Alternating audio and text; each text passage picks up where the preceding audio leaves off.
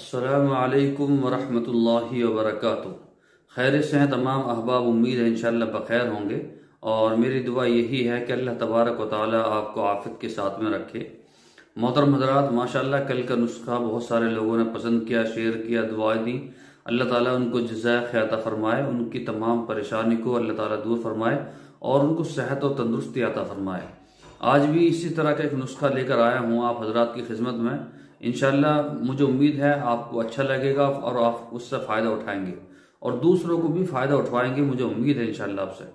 तो उससे पहले आपसे दरख्वास्त है कि अगर अभी तक आपने हमारा चैनल सब्सक्राइब नहीं किया है तो बराए करम सब्सक्राइब कर लीजिए और बेल आइकन को दबा दीजिए ताकि आने वाली वीडियोज़ का जो नोटिफिकेशन है वो आपको मिलता रहे। चलिए शुरू करते हैं।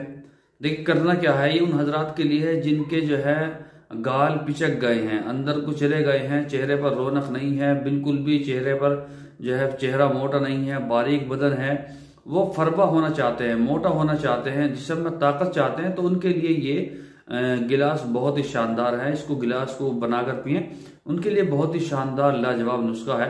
करना क्या है, करना ये है, बादाम की गिरी लेनी है आपको 7, ये मीठा बादाम लेना आपको 7 अदद, ठीक है। और उसके साथ में 3 इलायची के दाने लेने हैं। इलायची खाने वाली आपको जानते हैं, इलायची खाते हैं, हरे वाली इलायची के दाने ले लें।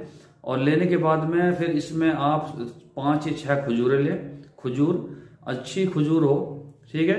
लेने के बाद में आधे गिलास पानी में रात को इसको भिगो कर रख दें और सुबह को फिर इसमें 1 गिलास या 1.5 गिलास दूध जो है गिर लें और इसको ग्राइंड कर लें। बिल्कुल इसका जो है मिल्क शेक बना लें, यानी कि इसका जूस बना लें बेहतरीन वाला मिक्स करके।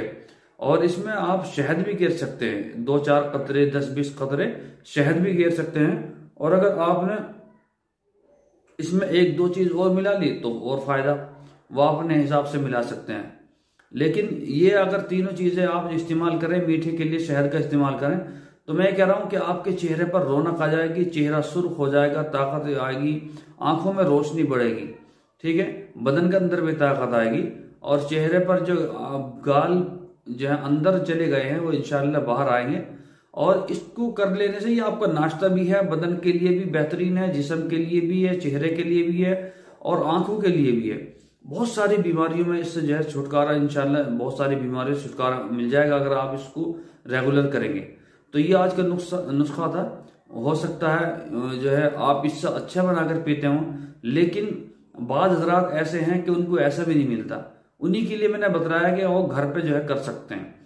तो उम्मीद है इंशाल्लाह आप इसको इस्तेमाल करेंगे, दूसरों तक पहुंचाएंगे और हमें भी दुआ में याद रखेंगे, ठीक है।